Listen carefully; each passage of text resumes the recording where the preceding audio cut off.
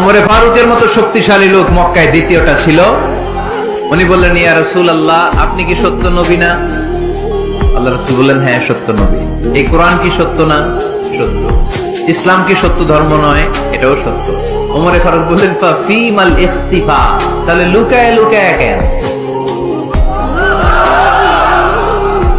তাহলে সাফা পাহাড়ের পাদদেশে আরকাম ইবনে আবিল আরকামের ঘরের ভেতরে অন্ধকার কূপে দাঁড়িয়ে কোরআনের তেলাওয়াত কেন? ময়দানে নেমে পড়েন, আমি উমর আছি, দেখি কে কি করবে।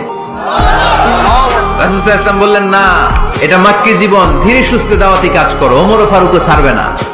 বললেন, ইয়া রাসূলুল্লাহ, একটা মিছিলের অনুমতি দেন। আল্লাহ রাসূল বললেন, যাও মিছিল দাও। ওমর ফারুক দুইটা লাইন করলেন, মোট খুঁজে পেলেন 11 জন। সুবহানাল্লাহ পড়েন। এক লাইনের নেতা বানালেন আল্লাহ রাসূল সাল্লাল্লাহু আলাইহি ওয়াসাল্লামের খুদ চাচা হামজা ইবনে আব্দুল মুত্তালিবকে। আর আরেক লাইনে উনি দাঁড়ালেন 6 জন 6 জন 12 জন, উনি সহ 12 জন, 12 জনের মিছিল। সুবহানাল্লাহ পড়বেন না? তো মিছিলের সামনে দাঁড়িয়ে উনি একটা ছোট্ট এক বাক্যের ভাষণ দিলেন। উনি বললেন, মান আরাদা আন তাসকুলা উম্মু ইয়াতামা ওয়ালাদু তারমিলা যাওজাতুহু ফালিয়াসুদ্দানি। এই মক্কার নেতা খেতারা, কে আছো? কে চাও মায়ের বুককে খালি করতে? কে চাও সন্তানগুলোর ইয়াতিম বানাতে? কে চাও তোমার স্ত্রীকে বিধবা বানাতে?